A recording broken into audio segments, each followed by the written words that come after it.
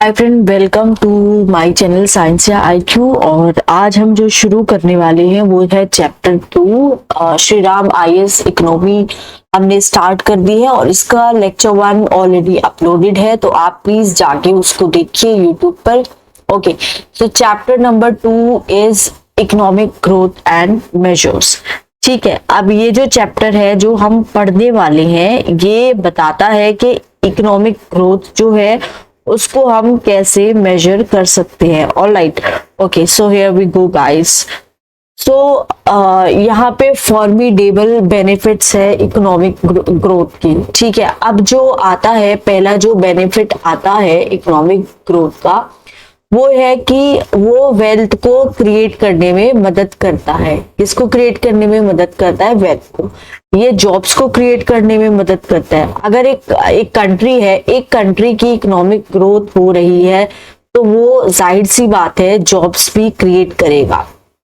Alright, तो ये income भी इंक्रीज करेगा, लोगों की इनकम इंक्रीज होगी। कंपनी अगर ग्रो कर रही है तो लोगों के पास जॉब अपॉर्चुनिटीज होगी, जॉब अपॉर्चुनिटीज होंगी तो लोगों के पास पैसा आएगा। ठीक है, पैसा आएगा तो क्या है कि लोगों का जो स्टैंडर्ड है रहने का वो भी क्या होगा? इंक्रीज होगा।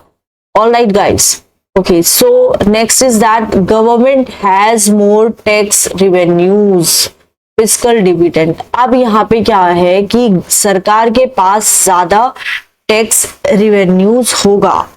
ठीक है, उसके बाद क्या होगा? जो सरकार गवर्नमेंट यूज कर सकती है फाइनेंस करने के लिए कैपिटल फॉर्मेशन एंड वेलफेयर। सरकार की अर्निंग बन रही है तो सिंपल सी बात है कि अगर सरकार की अर्निंग बन रही है तो सरकार उस पैसे को यूज कर सकती है। किसके लिए? लोगों के वेलफेयर के लिए। लोगों के जो वेलफेयर है उस पे सरकार क्या कर सकती है? एक्सपेंडिचर कर सकती है।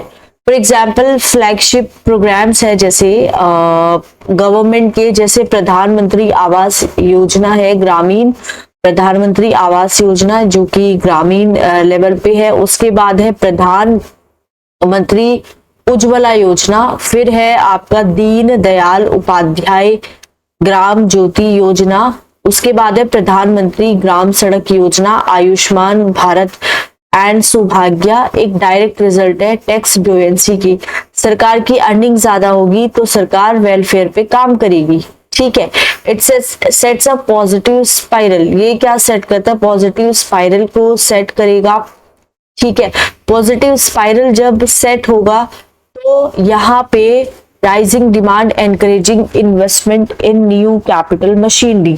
तो जब सरकार जो है वो नई नई स्कीम लेके आएगी उससे क्या होगा? एम्प्लॉयमेंट की अपॉर्चुनिटीज ज्यादा क्रिएट होंगी। एम्प्लॉयमेंट होगा तो क्या होगा कि लोगों का वेलफेयर भी बढ़ेगा। जो फिर हमारा इकोनॉमिक ग्रोथ जो है उसमें भी एक्सेलरेशन होगा और ज्यादा एम्प्लॉयमेंट बढ़ेगा।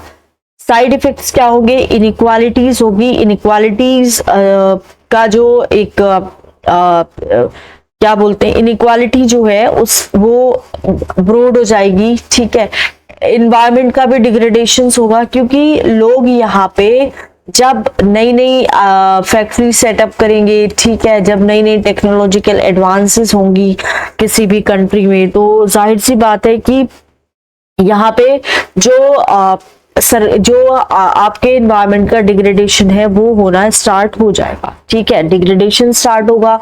लोगों के लाइफ में मेंटल स्ट्रेस ज्यादा होगा। क्यों मेंटल स्ट्रेस होगा? बिकॉज लोगों की जो लाइफ है उसमें पीस बिल्कुल भी नहीं रहेगा। उसके बाद ये जीडीपी जो है, जीडीपी का क्या मतलब होता है? जीडीपी होता है ग्रोस डोमेस्टिक प्रोडक्ट।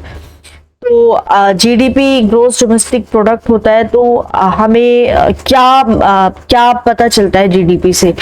ठीक है, हमने क्यों ये टर्म यूज की?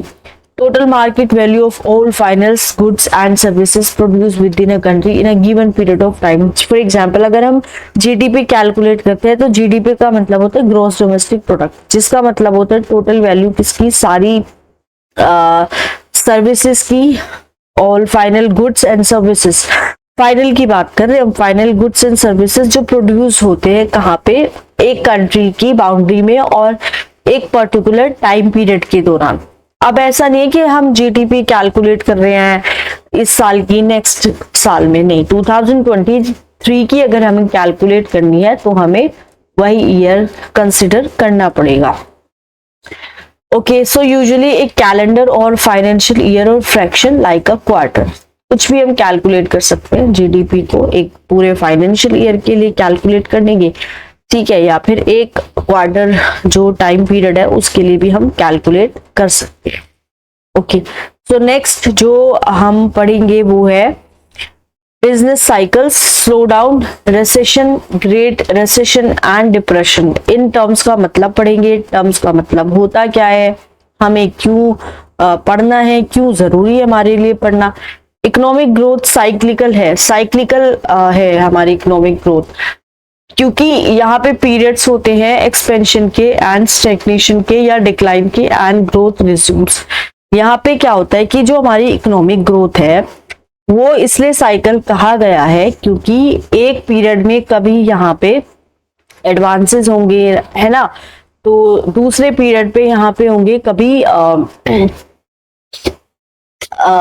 हमारी जो इकोनॉमी है उसमें स्टैग्नेशन आ गया है, डिक्लाइन भी हो गई है। This is built into the nature of Nations economy. ये किसमें बिल्ट है, किसमें, नेचर की जो इकोनॉमी है उसमें ये बिल्ट है। ओके, सो जब यहाँ पे बूम होता है तो यहाँ पे एक हम कह सकते हैं कि एक बस्ट भी होगा, ठीक है, अगर बूम होगा तो यहाँ पे एक इकोनॉमी में हमारे बस्ट भी होगा।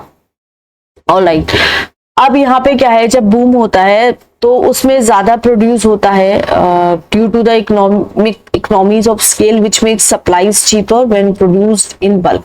कोई भी चीज अगर बल्क में प्रोड्यूस हो जाती है, बल्क में प्रोड्यूस होगी तो अगर देखो सप्लाई एंड डिमांड के काम से ये हमारी जो मार्केट है वो चलती है।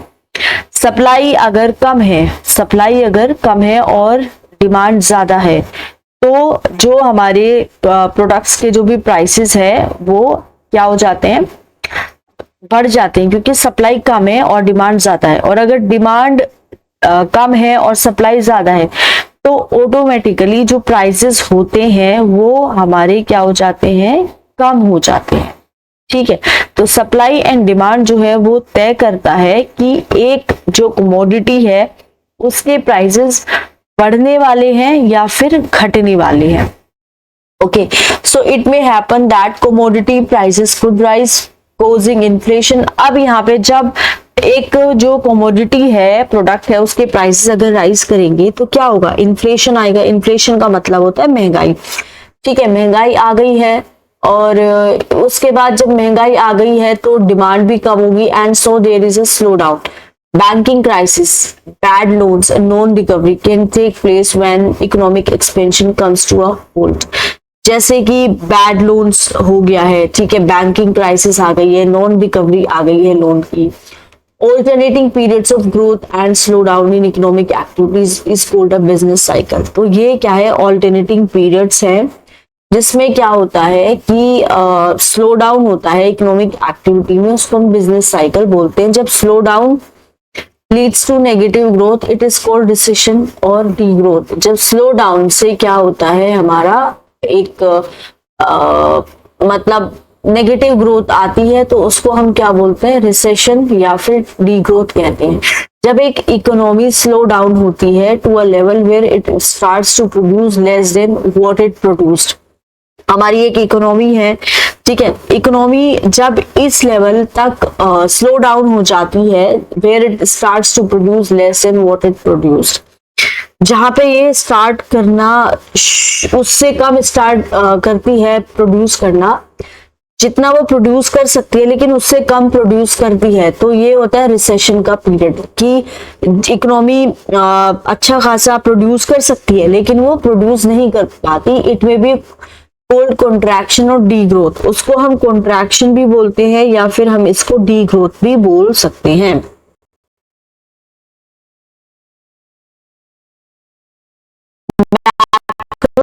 इकोनॉमिक्स इंडिकेटर जैसे investment, consumption, employment, price, capacity, profit of companies, government tax revenues show a downward negative trend.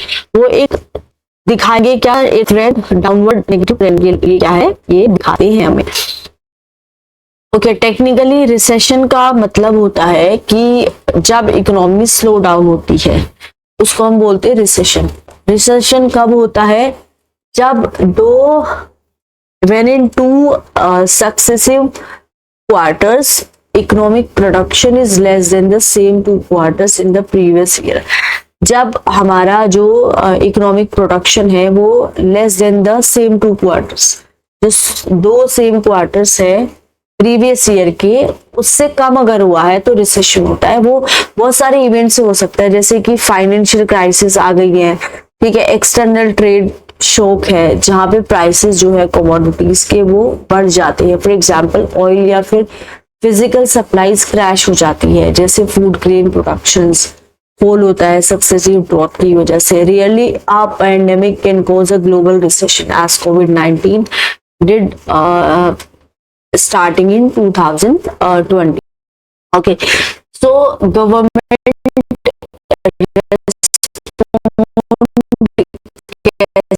कैसे करी है, गवर्नमेंट इसमें कैसे गवर्नमेंट रिस्पॉन्ड करेगी रिसेशन को by adopting expansionary macroeconomics policies, जैसे कि जो मनी सप्लाई है उसको इंक्रीज कर देगी, मनी सप्लाई इंक्रीज कर देगी थ्रू द मॉनेटरी अथॉरिटी, जिससे गवर्नमेंट की जो स्पेंडिंग है वो इंक्रीज होगी और टैक्सेशन हमारा डिक्रीज हो जाएगा।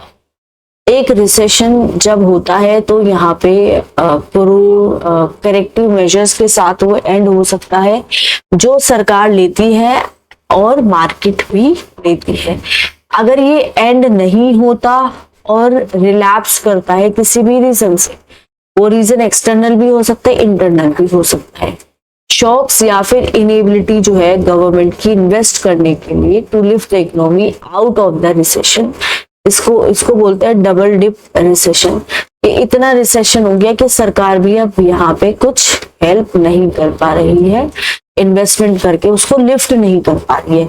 जब रिसेशन जो है और ज्यादा वर्स हो जाता है तो डी ग्रोथ इतनी ज्यादा डीप हो जाती है कि लोग बहुत ज्यादा जॉब लॉस करते हैं, महंगाई इतनी मंदी आ जाती है बहुत ज्यादा, और इसको बोलते हैं ग्रेट रिसेशन, जैसे कि 2008 में हुआ ग्लोबल फाइनेंशियल क्राइसिस हुआ। जब ये और ज्यादा वर्स हो जाता है तो इसको हम डिप्रेशन बोल देते हैं, जैसे ग्रीस में हुआ था 2012 में and some countries in 2020 due to कोविड-19। तो कोविड-19 में भी हम कह सकते हैं कि डिप्रेशन आया था, ठीक है, डिप्रेशन इकोनॉमी की जो हालात है वो इतने खराब हो गए थे कि उसको दोबारा से इकोनॉमिक कंडीशन को इम्प्रूव करना बहुत ज्यादा मुश्किल हो गया था। Great recession lasted in the world for some years, but after the Lehman crisis of 2008, अगर एक ग्रेट रिसेशन जो है वो करेक्टेड नहीं है तो ये और भी ज्यादा वर्स हो जाएगा, ठीक है, जिससे जीडीपी का क्या होगा, कॉन्ट्रैक्शन होगा by approximately 10%। After the recession sets in it is called a depression. अब हम कहते हैं कि इकोनॉमिक ग्रोथ को हम कैसे मेजर्स कर सकते हैं। इकोनॉमिक ग्रोथ ये चेंज है, या तो इंक्रीज होगा या डिक्रीज होगा किसमें, वैल्यू में, गुड्स की एंड सर्विसेज की जो प्रोड्यूस होती है इससे, इकोनॉमी से। It needs to be measured as government and private sector decisions and policies need a base for their actions. क्यों हमें मेजर करना है इकोनॉमिक ग्रोथ को, क्योंकि गवर्नमेंट की जो भी पॉलिसीज है, प्राइवेट सेक्टर्स के जो भी डिसीजंस है, पॉलिसीज है, वो इसी पे हमारा उनका बेस इसी पे डिपेंडेंट है, ठीक है। जितने भी इंपॉर्टेंट एस्पेक्ट है इकोनॉमी के वो ग्रोथ के साथ लिंक्ड है, जैसे कि टैक्स कलेक्शंस, ठीक है, इंटरेस्ट रेट्स वो भी ग्रोथ के साथ लिंक्ड है, इन्फ्लेशन है, इसकी एक्सपेक्टेशंस क्या है, एम्प्लॉयमेंट कितना है, फॉरेन ट्रेड कैसा है एंड सो ऑन। अगर हमने ग्रोथ को मेजर नहीं किया तो यहाँ पे कोई भी रैशनैलिटी नहीं होगी इंस्टीट्यूशन में या फिर इंडिविजुअल के बिहेवियर में, ठीक है। इन्वेस्टमेंट जो डिसीजंस है वो किस पे डिपेंड करते हैं, ग्रोथ पे और इन्फ्लेशन रेट पे ही डिपेंड करते हैं हमारा investment. To give one example, ये रीजन है जिसकी वजह से सेंट्रल स्टैटिस्टिक्स ऑफिस इंडिया का वो क्या करता है, प्रोजेक्ट ग्रोथ फिगर्स, वो ग्रोथ की फिगर्स को देखता है weeks before the union budget is present. Union budget present होगा उससे पहले वो क्या कर देगा, अपना जो देखेगा ग्रोथ की फिगर्स क्या क्या रही हैं, जो फैसिलिटेट करता है rational projections of revenues and expenditures which in turn influence private sector decision. जो इन टर्म क्या इन्फ्लुएंस, क्या वो करेगी, इन्फ्लुएंस करेगी प्राइवेट सेक्टर्स के डिसीजंस को। अब आता है कि we need to measure some growth since. क्यों मेजर करना है हमें, हमें इसलिए मेजर करना है ग्रोथ को क्योंकि जब एक ग्रोथ को हमने क्वांटिफाई कर दिया है तो हम ये अंडरस्टैंड कर सकते हैं कि ये एडिक्वेट है या फिर और not for the given goals of the economy. कुछ अगर हमारे पास गोल है एक इकोनॉमी का तो हम मेजर करके बता सकते हैं कि एडिक्वेट है या नहीं। हम इसके पोटेंशियल को भी समझ सकते हैं और अकॉर्डिंगली, इसके अकॉर्डिंग हम अपने टारगेट्स को सेट कर सकते हैं कि आने वाले जो हमारे पास पीरियड है उसमें हमारा जो हमारे जो टास्क है, हमारे जो एम है वो क्या क्या होने वाला है, एडजस्ट कर सकते हैं। किसको एडजस्ट करते हैं, ग्रोथ रेट्स को फॉर देयर सस्टेनेबिलिटी। ओके, हम प्रिवेंट कर सकते हैं इस महंगाई को, इन्फ्लेशन को या डिफ्लेशन को कुछ एक्सटेंट तक। अगर हम देखते हैं इकोनॉमी की परफॉर्मेंस, इसमें क्वांटिटेटिव टर्म्स में हम कॉन्ट्रीब्यूशंस जो है इन 3 सेक्टर्स का इकोनॉमी का, उसको भी बैलेंस कर देते हैं और हम स्टीयर कर सकते हैं डायरेक्शन किसका, ग्रोथ का, टूवर्ड्स नेशनल गोल्स। ठीक है, अभी from agriculture to manufacturing, agriculture से हमें मैन्युफैक्चरिंग की तरफ जाना है। As in the case of Indian recent, India में अभी क्या हो रहा है कि एग्रीकल्चर से लोग मैन्युफैक्चरिंग की तरफ जा रहे हैं। हम क्या कर सकते हैं, टारगेट कर सकते हैं क्या, अप्रोप्रिएट गोल्स को, लेवल अप्रोप्रिएट जो गोल्स है हमारे एम्प्लॉयमेंट के लेवल को लेके, ठीक है, लेवल को लेके हमें एम्प्लॉयमेंट भी क्रिएट करना है, पॉवर्टी को खत्म करना है, एलिविएशन करना है। हम फोरकास्ट कर सकते हैं टैक्स रिवेन्यूज को for governmental objectives. Corporates can plan their business investment. ठीक है, अब कॉर्पोरेट जो है अपने बिजनेस के जो भी इन्वेस्टमेंट है वो डिपेंड कर, वो उसी के साबित, उसी के अकॉर्डिंग प्लान करेगा कि इकोनॉमिक ग्रोथ जो है वो कैसी रही है क्वांटिटेटिव टर्म में। Unless economic growth is measured, जब तक हम इकोनॉमिक ग्रोथ ना मेजर कर दे, growth rates can not be calculated. जब तक हम नहीं मेजर कर रहे इकोनॉमिक ग्रोथ, ये जो ग्रोथ की रेट है इसको हम कैलकुलेट नहीं कर सकते हैं। In the absence of such data, इस तरह के डेटा के एब्सेंस में इकोनॉमिक रैशनैलिटी, दोनों इन्वेस्टमेंट एंड कंजप्शंस, वो भी क्या हो जाता है, डिमिनिश हो जाता है। यूएस की जो इकोनॉमी है, यूनाइटेड स्टेट की जो इकोनॉमी है, इन द ग्रेट डिप्रेशंस 1929 से 39 से could end only when the data were available। Data available ही नहीं होते तो भाई ग्रेट डिप्रेशन कैसे जाता। इकोनॉमिस्ट साइमन जो है उन्होंने नोशन दिया था नेशनल इनकम का 1930 में, ताकि हम कैप्चर कर सके सारे इकोनॉमिक प्रोडक्शन एक कंट्री में। ये इसको हम क्या बोलते हैं, GDP, gross domestic product and its variant, gross national product. Rules and methods जो यूज करते हैं हम कैप्चर करने के लिए इकोनॉमिक ग्रोथ डेटा को एंड कंक्लूड करते हैं रेलिवेंट स्टैटिस्टिक्स, उनको हम क्या बोलते हैं, नेशनल इनकम अकाउंटिंग ही बोलते हैं। Okay, so what is GDP, gross domestic product क्या होता है और ग्रोस नेशनल प्रोडक्ट होता क्या है, ये हम देखते हैं। देखो, जीडीपी इंक्लूड्स करती है production within a country by all producers, citizens as well as foreign multinational corporations. ये इंडिया है, ठीक है, ये इंडिया है। इंडिया के अंदर जितना भी प्रोडक्शन हो रहा है बाउंड्री में, उसको हम बोलते हैं जीडीपी, ग्रोस डोमेस्टिक प्रोडक्ट। चाहे वो इंडियन बना रहे हो या फिर जो फॉरेन नेशनल्स है, ठीक है, चाहे वो बना रहे हो। शर्त यह है कि इंडिया की जो बाउंड्री है उसके अंदर ही ये प्रोडक्शन होना चाहिए। ठीक है। मल्टीनेशनल कॉरपोरेशन, जैसे मल्टीनेशनल कंपनी कभी कभी ऑलमोस्ट आ जाती है एक कंट्री से दूसरी कंट्री में, क्योंकि कॉस्ट ऑफ प्रोडक्शन जो है इंडिया में सस्ती है, तो ये हमारे जीडीपी में ही आएगा। Captures all that is produced by the citizens of our country whether within the geography of the country और अब्रॉड। बल्कि जो ये होता है जीएनपी, ग्रोस नेशनल प्रोडक्ट, ये होता है सिटीजन, जो सिटीजन बनाते हैं, ठीक है। जीडीपी बाउंड्री के अंदर एक कंट्री की, और जीएनपी ग्रोस नेशनल प्रोडक्ट जो सिटीजन की क्या है, हमारे सिटीजन जो है इंडिया के वो कितना कमा रहे, वो जीएनपी में आता है। जीडीपी ज्योग्राफी से रिलेटेड कॉन्सेप्ट है, जीएनपी सिटीजन से रिलेटेड कॉन्सेप्ट। जीडीपी फोकस करती है on where the output is produced.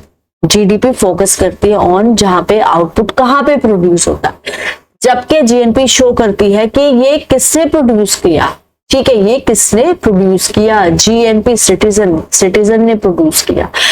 अगर जीएनपी इज जीडीपी, जीएनपी क्या होता है, GDP plus the net factor income from the abroad. GDP क्या होगा प्लस जीएनपी क्या होगा, जीडीपी में जब हम नेट फैक्टर इनकम को प्लस कर देते हैं बाहर से। This is from the domestic product. We need to deduct what foreigners have produced in the country, and that amount we need to add what citizens have produced outside the country. जैसे GNP क्या होता है, gross national product, हमारी जो GDP है plus हमारी net factor income from abroad, है ना, net factor income from abroad, that is ये डोमेस्टिक प्रोडक्ट। ये जो है हमें डिडक्ट करना है कि फॉरेनर ने क्या प्रोड्यूस किया है कंट्री में, और हमें वो प्लस करना है जो हमारे सिटीजन ने कंट्री के अंदर किसी कंट्री में रह के कमाया है। ये एक हाईली क्या है, ग्लोबलाइज्ड कॉन्सेप्ट है, in a highly globalised and competitive economy, जहां पे बहुत सारी मल्टीनेशनल कंपनीज ऑपरेट करती हैं दूसरी कंट्रीज में। GNP tends to be greater. इसका मतलब क्या है कि एक बहुत ही ग्लोबलाइज्ड इकोनॉमी है, ग्लोबलाइजेशन है, ग्लोबलाइजेशन का टाइम है, तो ग्लोबलाइज्ड इकोनॉमी में, कॉम्पिटिटिव इकोनॉमी में, जहां पे बहुत सारी जो मल्टीनेशनल कंपनी है वो ऑपरेट कर रही है दूसरी कंट्रीज के अंदर, तो उधर जीएनपी क्या होगा, वो ज्यादा होगा, ग्रेट होगा। The perfect example is that of Japan. Okay, so in the age of multinational companies and globalization, एक कंट्री का जो जीडीपी है वो दूसरी कंट्री का जीएनपी है। एक कंट्री का जीडीपी है अगर ग्रोस डोमेस्टिक प्रोडक्ट, वो दूसरी कंट्री का जीएनपी है। फॉर एग्जांपल अगर हम बात करें जर्मनी ओन्ड कार फैक्ट्री जो ऑपरेट कर रही है यूएस में, जो प्रॉफिट होता है फैक्ट्री से would be counted as part of German GNP and US GDP. Profit हो रहा है तो ये जर्मन की तो जीएनपी में जा रहा है और यूएस की जीडीपी में जा रहा है, क्योंकि यूएस के अंदर वो फैक्ट्री का सेटअप हुआ है। ठीक है, ये कॉन्सेप्ट है, बस आपको बस ये समझना है। ओके, ठीक है। उसके बाद जो है हमारा फॉर एग्जांपल चाइना की जो जीडीपी थी वो बहुत ज्यादा थी इसकी जीएनपी से ज्यादा until the last decade. As many foreign MNC were operating in China, क्योंकि बहुत सारी फॉरेन एमएनसी चाइना में गई तो जाहिर सी बात है जीडीपी इसकी इंक्रीज होती है। However with China's belt and road initiative gaining ground, nation की जो जीएनपी है वो बहुत ज्यादा कैच हुई है जीडीपी से ज्यादा। If MNC relocate out of China due to the trade tensions with the US, its GDP will diminish even more relative to GNP। अगर वो जो कंपनीज है वो चाइना से जाके वापस आ जाती है अपनी कंट्रीज में, तो चाइना की फिर जीडीपी ये की जो वैल्यू है वो बहुत ज्यादा कम हो जाएगी।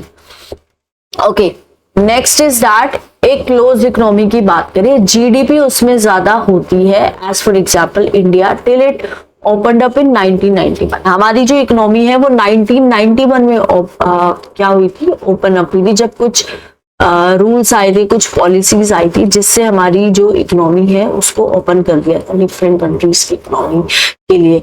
Most countries however GDP and GNP have more और less the same value. Okay, तो हमारी जीडीपी ज्यादा है जीएनपी से। Take the case of Ireland, इसकी जीएनपी इतनी ज्यादा है, जीडीपी से ज्यादा इसकी जीएनपी आयरलैंड। आयरलैंड में गूगल है, एप्पल है, माइक्रोसॉफ्ट है, एक्सेंचर है एंड दूसरी जो मल्टीनेशनल कॉरपोरेशंस है वो हेडक्वार्टर्ड है।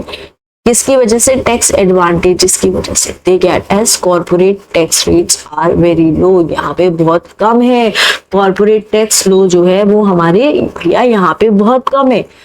They only have registered offices in Ireland and no production activity. Office वहां पे रजिस्टर्ड है, प्रोडक्शन एक्टिविटी कुछ भी नहीं होती है।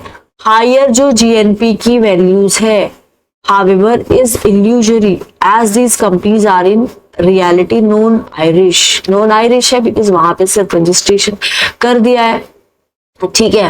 हायर जीएनपी है किसकी?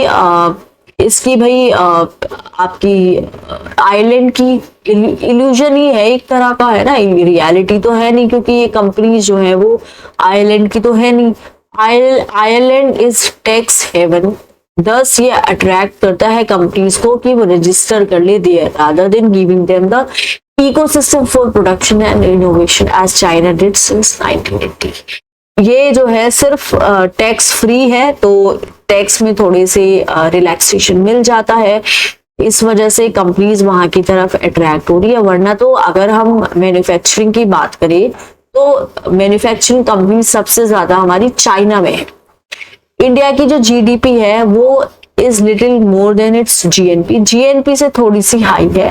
As inbound foreign direct investment FDI is many times that of the outbound FDI.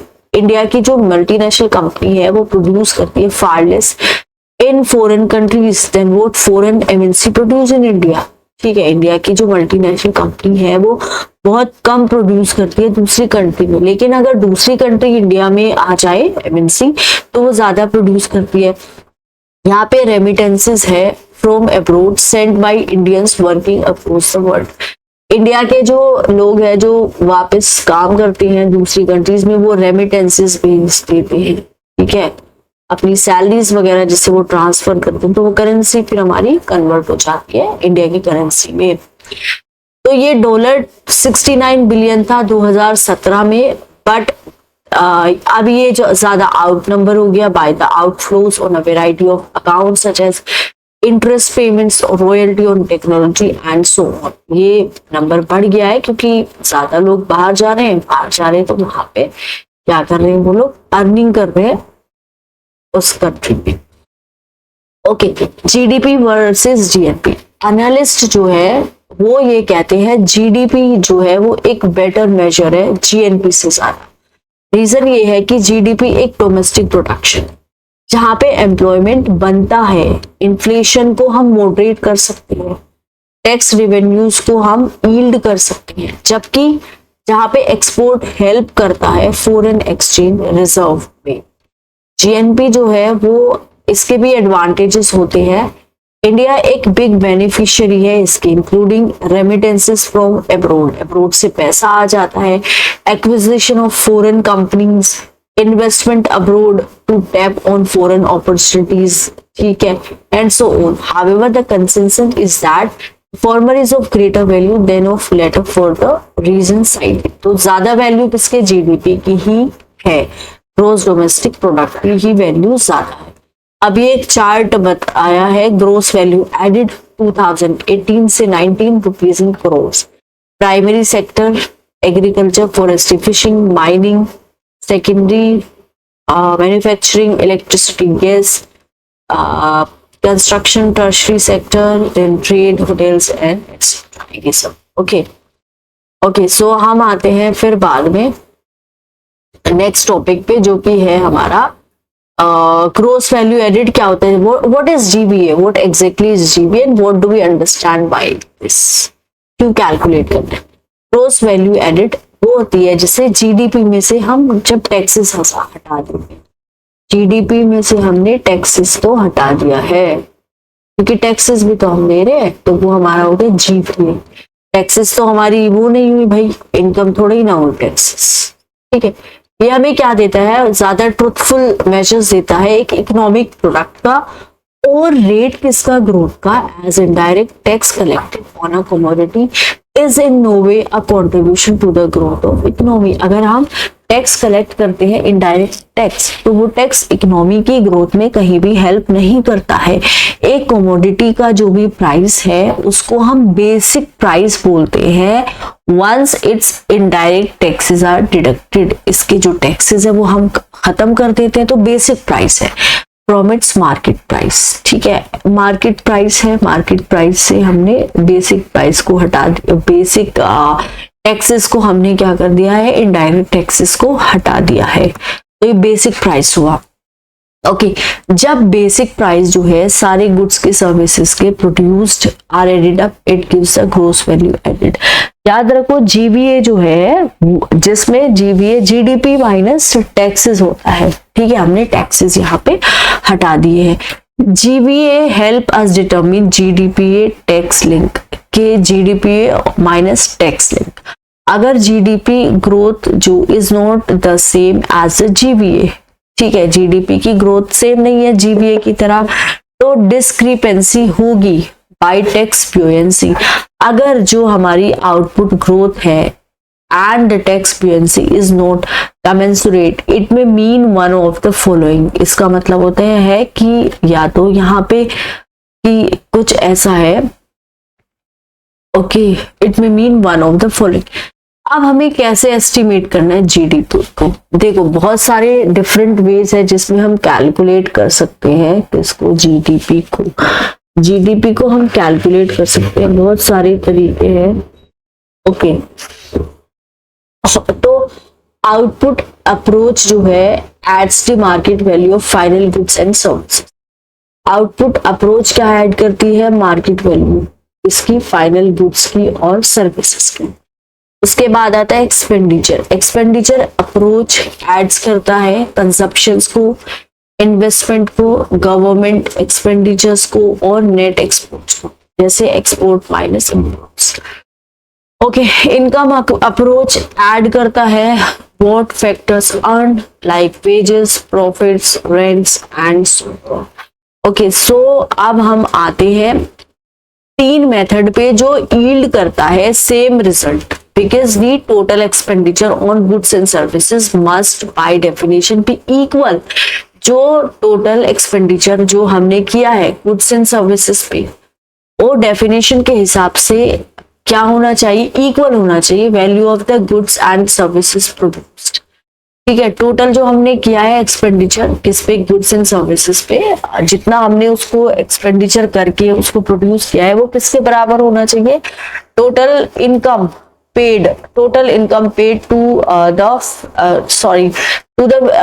definition must be equal to the value जो है किसकी, गुड्स एंड सर्विसेज की जो प्रोड्यूस हुए हैं, जो इक्वल होना चाहिए total income paid to the factors that produce these goods and services.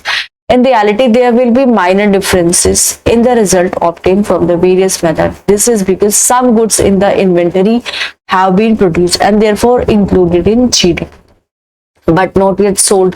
कुछ प्रोडक्ट प्रोड्यूस तो हुए हैं बट वो सोल्ड नहीं हुए। ऑल्सो जो पेमेंट है may not have been made, payment हमने बनाई नहीं होगी, दैट इज इंटरेस्ट लिया है हमने, इंटरेस्ट जो होता है लोन्स पे, सैलरीज है, रेंट्स है, वो हमने पे नहीं किया है।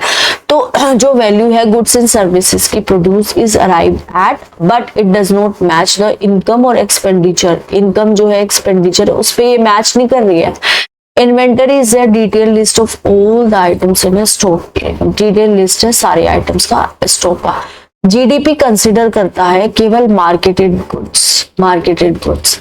अगर एक क्लीनर को हमने हायर किया है उसकी पे इंक्लूड होगी जीडीपी में। अगर one does the work himself it does not add to the GDP. Cleaner है वो सफाई करता है तो उसकी इनकम क्या ऐड होगा, लेकिन जो अगर खुद का आप काम कर रहे हो अपने लिए तो वो जीडीपी में ऐड नहीं होगा। ये तो जैसे आजकल विमेन की जो काम है उसको भी एक जीडीपी में ऐड करने की बात हो रही है। ठीक है, जैसे विमेन काम करती है, देखो आ गया जिसपे हम डिस्कस कर रहे थे होम पे, सच एज जैसे बच्चों का टेक केयर कर रही है या फिर और the as daily chores and so on, which is called the care economy. वो जीडीपी से बाहर है। एस्टिमेट करते हैं हम जब जीडीपी को, सिर्फ फाइनल गुड्स और सर्विसेज हम कंसिडर करते हैं। इनपुट्स एंड इंटरमीडिएट्स को हम काउंट नहीं कर सकते क्योंकि वो as they are part of final value. Prices जो भी होंगे इंटरमीडिएट गुड्स के जो इंक्लूड होंगे कैलकुलेशन में जीडीपी के, वो लीड करेंगे एक डबल काउंटिंग। फॉर एग्जांपल जैसे हमने वैल्यू है टायर्स की, उसको हम काउंट कर लेंगे जब वो सोल्ड है कार मैन्युफैक्चरर को, और अगेन जब कार सोल्ड होती है कंज्यूमर को। तो इस वजह से हम सिर्फ फाइनल जो वैल्यू है उसी को हम, फाइनल प्रोडक्ट्स की जो वैल्यू है उसी को हम कैलकुलेट कर सकते। तो ये वैल्यू जो है प्रोडक्शन को ऐसा लगेगा उसको इन्फ्लेट कर दिया है।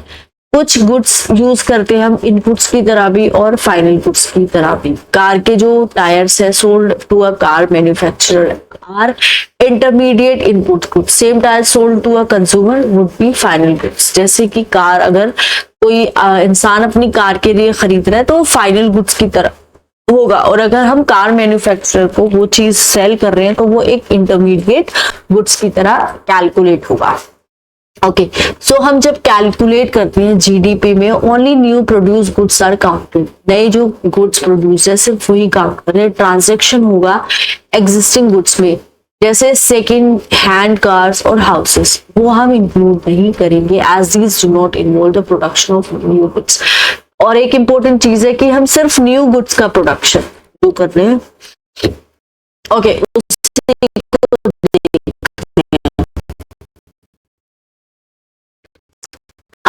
जब हम रीसेल की बात कर रहे हैं, सर्विसेज जो प्रोवाइड करता है एजेंट, वो हम काउंट नहीं करते हैं। That is commission that auto the real estate agent charges. Auto जो है या रियल एस्टेट एजेंट का जो चार्ज कर रहा है कमीशन, वो हम कैलकुलेट नहीं कर रहे हैं। और indirect taxes on it are added to the GDP. Okay, there are imputed values of GDP. जितने भी houses है वो assumed है कि हमने उनको rent पे दे दिया है, as it is not possible for the government to check which is owner occupied and which is not. Thus the rental value of all houses is part of a GDP. तो जो rental value है वो part होगा GDP का, इसको हम बोलते हैं imputations. Final goods are goods that are either consumed or used in the production of another goods or services. अब फाइनल गुड्स कौन से गुड्स है? या तो वो गुड्स है जो कंज्यूम हो जाते हैं या फिर वो यूज होते हैं प्रोडक्शन में किसी दूसरी गुड या सर्विस की। फॉर एग्जाम्पल एक कार जो सोल्ड है एक कंज्यूमर को, वो फाइनल गुड है, और एक कार जो that is use as a cab and so is a car that is use as a car. Former वो कंजप्शन होगा एंड द लेटर जो होगा इन्वेस्टमेंट होगा, क्योंकि वो एक नया जो मनी है वो जनरेट कर रहे हैं। एक कार जो है कंजप्शन क्या होगा, जैसे आपने एक कार लिया आप पर्सनल यूज के लिए उसको ले रहे हो, बट एक कार है जिससे हमारी रेवेन्यू जनरेट हो रहा है तो वो हमारा इन्वेस्टमेंट होगा। उसके बाद आता है हमारा ट्रांसफर ऑफ पेमेंट। होता क्या है, क्यों कैलकुलेट करना चाहिए, ये हम देखेंगे अपने इसी लेक्चर। तब तक मेरी आपसे रिक्वेस्ट है कि अगर आपने मेरे चैनल को लाइक नहीं किया, सब्सक्राइब नहीं किया, तो प्लीज प्लीज प्लीज मेरी आपसे रिक्वेस्ट है चैनल को लाइक कर दीजिए, चैनल को सब्सक्राइब कर दीजिए, और अपनी जो भी फ्रेंड्स है आपके जो प्रिपरेशन कर रहे हैं किसी एग्जाम की, तो आप प्लीज, मेरी रिक्वेस्ट है, please start sharing it with your friend, start sharing, start liking and click on the bell icon button. Okay, and click on the bell icon button. Okay, what is transfer of payments? क्या होता है transfer of payment? आप मुझे बता सकते हैं, explain कर सकते हैं क्या होता है? ये जो ट्रांसफर पेमेंट्स है ये एक वे के पेमेंट है मनी के, फॉर विच नो गुड और services receive in exchange. Okay, हम पेमेंट तो करते हैं, इसको पेमेंट करने में हमें ना तो कोई सर्विस रिसीव्ड है ना फिर कोई हमें गुड्स रिसीव्ड है। गवर्नमेंट यूज करता है इस तरह के payments as means of income redistribution, जैसे यूनिवर्सल बेसिक इनकम। सरकार यूज करती है इस तरह के किसको, पेमेंट को, इसकी फॉर्म में कि जब वो इनकम देती है अपनी जो सिटीजन है उनको, तो सरकार ट्रांसफर ऑफ पेमेंट को यूज करते हैं, यूनिवर्सल बेसिक इनकम। कुछ सोशल वेलफेयर प्रोग्राम होते हैं, जैसे कि सोशल सिक्योरिटी की बात हुई, ओल्ड एज या फिर डिसेबिलिटी पेंशन है, स्टूडेंट ग्रांट्स है, अनएम्प्लॉयमेंट कंपनसेशन है एंड सो। ठीक है, यहाँ पे एक नीड है डिफरेंशिएट करने की इनको सब्सिडीज से। सब्सिडी क्या है? What is transfer of payment. Transfer payments एक पार्ट है पर्सनल इनकम का।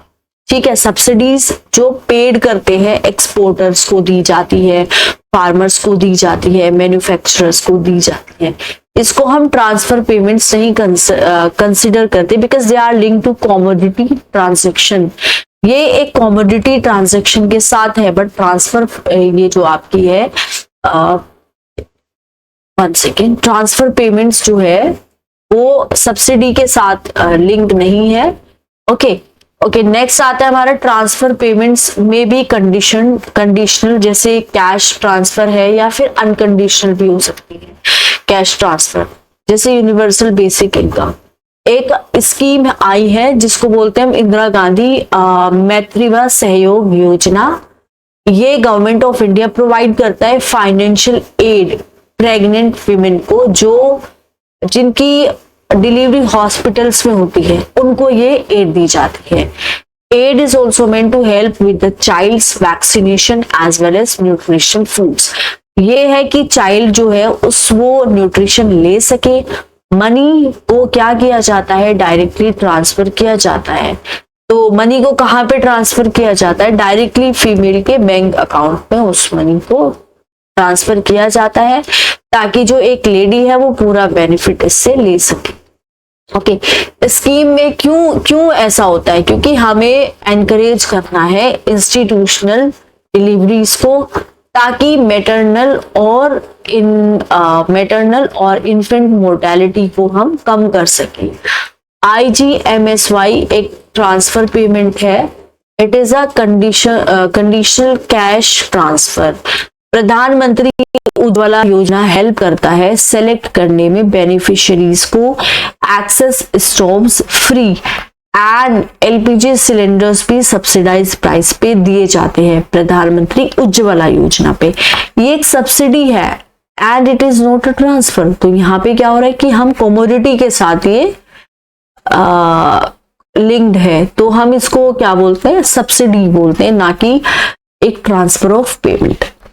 राइतु Bandhu scheme farmers investment support scheme FISS एक वेलफेयर प्रोग्राम है सपोर्ट करने के लिए फार्मर्स इन्वेस्टमेंट को for 2 crops a year by the government of Telangana. Government provides करती है फार्मर्स को एक सर्टेन अमाउंट पर एकड़ per person to support the farm investment. इसमें क्या होता है कि सरकार प्रोवाइड करती है फार्मर्स को एक सर्टेन अमाउंट पर एकड़ पर पर्सन सपोर्ट करने के लिए, किसको? फार्म इन्वेस्टमेंट को राबी एंड खरीफ सीजन में। ये एक ट्रांसफर पेमेंट है। सिमिलरली जो PM किसान डिसबर्समेंट है वो पार्ट नहीं है गवर्नमेंट के एक्सपेंडिचर का under the GDP calculation. Universal basic income जो एक गवर्नमेंट देती है, ये एक ही वे का ट्रांसफर है और ये पेमेंट नहीं है जिसमें परचेज किया गया हो। Therefore such expenditure is not included in the GDP। Universal basic जो इनकम है उसको हम GDP में इंक्लूड नहीं कर सकते, ना करेंगे। फैक्टर्स ऑफ प्रोडक्शन क्या होते हैं? इकोनॉमिक प्रोडक्शन एसेंशियली प्रोडक्शन जो है is essentially value additions, value को ऐड करता है। इनपुट्स को ऐड करेंगे, inputs are added to add value to produced goods and services. Inputs को हम बोलते हैं फैक्टर्स ऑफ प्रोडक्शन या फिर रिसोर्सेस। 4 फैक्टर्स ऑफ प्रोडक्शन होते हैं। पहला है लैंड हो गया, दूसरा लेबर हो गया, कैपिटल हो गया, एंटरप्राइज हो गया। पहले जो 3 है वो एक साथ हम लाते हैं प्रोड्यूस करने के लिए commodity with the 4th one. Okay, 2 तरह के फैक्टर्स होते हैं, एक होता है हमारा प्राइमरी, सेकेंडरी। प्राइमरी फैक्टर्स होते हैं जैसे हमारी लैंड है, लेबर है capacity to work and capital goods. Materials है और एनर्जी है, ये सेकेंडरी फैक्टर्स है as they are produced from land, labor and capital. Land includes not only जो साइट है प्रोडक्शन की, लेकिन नेचुरल रिसोर्सेज जो है अबव और बिलो द सॉइल। ठीक है, अब यहाँ पे आते हैं हम ओके, सो कैपिटल के पास बहुत सारी फॉर्म होती है, जैसे फिजिकल है, टेक्नोलॉजिकल है, फाइनेंशियल है, ह्यूमन है, experience, knowledge and skills, intellectual है, सोशल है, network of relationship necessary for cooperative work for production of value, and even civic citizen working together for facilitating rule of law, right to business, good governance, which are crucial for economic growth. Okay guys, अब आते हैं हम next topic पे। तो ये जो next topic है हमारा, market price and factor cost. Market price का मतलब होता है एक्चुअल ट्रांजैक्टेड प्राइस, और ये इंक्लूड करता है इनडायरेक्ट टैक्सेस, जैसे which are goods and services tax, custom duty and so on. Factor cost जो एक्चुअल प्रोडक्शन कॉस्ट है, जिसपे गुड्स और सर्विसेज प्रोड्यूस है फर्म से एंड इंडस्ट्रीज, उसको हम फैक्टर्स कॉस्ट बोलते हैं।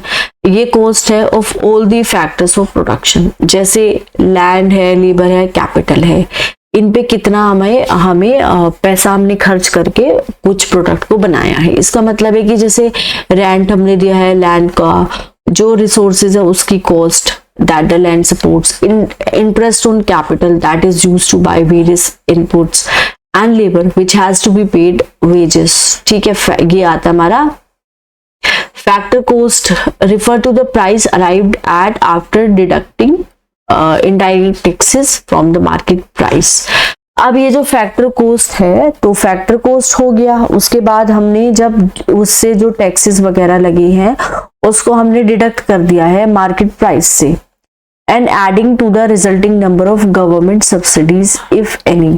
ठीक है, तो हम क्या कहते हैं, मार्केट प्राइस क्या है, कोई प्रोडक्ट मैंने खरीदा है, what is it, market price. Factor cost तो हमें लगना ही है, जो हमारा पैसा लगा है, प्लस जो इनडायरेक्ट टैक्सेस हमने दिए हैं, और अगर कोई सब्सिडी है तो हम वो माइनस कर देंगे।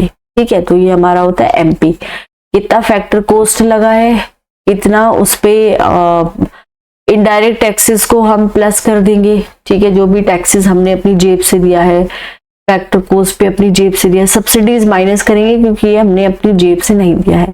अगर मार्केट प्राइस 100 है, इनडायरेक्ट टैक्सेस 18 है, सब्सिडी 8 है, तो फैक्टर कॉस्ट क्या होगा 100, जो कि हमारा 100 जो है फैक्टर कॉस्ट हमें निकालना है।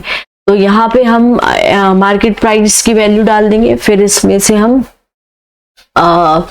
ये जो इनडायरेक्ट टैक्सेस है उसको माइनस करेंगे और सब्सिडीज को प्लस करेंगे, क्योंकि इधर आके ये प्लस का हो जाएगा साइन। अब ये जो कॉन्सेप्ट है जीडीपी की, वो फैक्टर कॉस्ट पे ये हेल्पफुल है देखने के लिए कि कॉम्पिटिटिव मार्केट जो फोर्सेस और डिस्टॉर्शनली इनडायरेक्ट टैक्सेस आर, कितनी कॉम्पिटिटिव मार्केट फोर्सेस है और कितने ये टैक्सेस डिस्टॉर्शनरी हैं। अगर यहाँ पे हाई प्रोडक्टिविटी है फैक्टर्स की, तो यहाँ पे हाई प्रोडक्टिविटी है फैक्टर्स की, तो यहाँ पे सब्सिडाइज करने का कोई नीड नहीं है। Differentiation helps public policy to rationalize both indirect taxes and subsidies. Okay, GDP and NDP, gross domestic product and net domestic product. GDP एक gross value है in the production of goods and services. Productive machinery and infrastructure undergo wear and tear.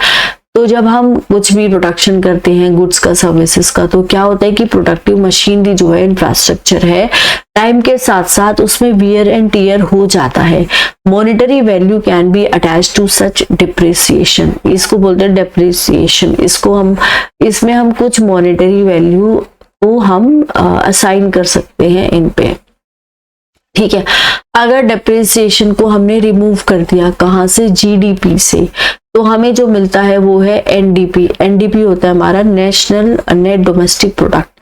अब आता है real और nominal GDP क्या होता है। देखो, जीडीपी हमारा रियल भी हो सकता है, नॉमिनल भी हो सकता है। नॉमिनल जीडीपी एक जीडीपी है विदाउट एडजस्टिंग फॉर इन्फ्लेशन, जिसमें हम इन्फ्लेशन की तरफ एडजस्ट नहीं करेंगे, वो होता है हमारा नॉमिनल जीडीपी। ठीक है, तो वो होता है नॉमिनल जीडीपी। फॉर एग्जाम्पल, अगर जो अमाउंट है प्रोडक्शन का वो सेम है जो लास्ट ईयर था, तो जो मार्केट वैल्यू है गुड की वो डिपेंड करती है किस पे, इन्फ्लेशन पे या डिफ्लेशन पे। ठीक है, अगर जो अमाउंट जो है प्रोडक्शन का वो सेम ही है जैसे जो हमारा लास्ट ईयर था, उतना ही पैसा हमें लगा है प्रोड्यूस करने में किसी भी चीज को। तो मार्केट वैल्यू जो जीडीपी की होगी वो वेरी कर सकती है इन्फ्लेशन डिफ्लेशन पे डिपेंड करके। Former increases market value while the latter decreases. Former जो है इन्फ्लेशन जो है वो क्या करता है, महंगाई आ गई है तो मार्केट वैल्यू को इंक्रीज कर देगा, जबकि ये डिक्रीज कर देगा। Real GDP refers to the current year production of goods and services valued at prices of the year of comparison. तो जीडीपी का मतलब क्या होता है, वही होता है कि ये जो साल है प्रोडक्शन का, गुड्स का, सर्विसेज का, ये करंट ईयर को हम देखते हैं और जो वैल्यू होता है वो हम प्राइसेस की वैल्यू क्या रखेंगे, पिछले साल का जो हमारा प्राइसेस है उसके बेसिस पे। इस तरह से हम कह सकते हैं current production valued at let's say previous year prices gives real production, ठीक है। Rest is price difference. Unless we know the real production there can be statistical illusions due to inflation that can distort decision making, जो distort कर सकता है किसको, decision making को। Alright, okay. So अब हमारा जो नेक्स्ट जो पॉइंट है पढ़ने का वो है जीडीपी डिफ्लेटर, ठीक है। अब इसको हम पढ़ेंगे नेक्स्ट लेक्चर में क्योंकि आज का लेक्चर काफी लेंथी हो जाएगा, तो आई डोंट वांट कि आप बोर हो जाए इस लेक्चर से। ओके, सो गाइज मैं आपसे रिक्वेस्ट करती हूँ प्लीज कि ज्यादा से ज्यादा लोगों को मेरी वीडियो शेयर कीजिए, hit the like button, okay.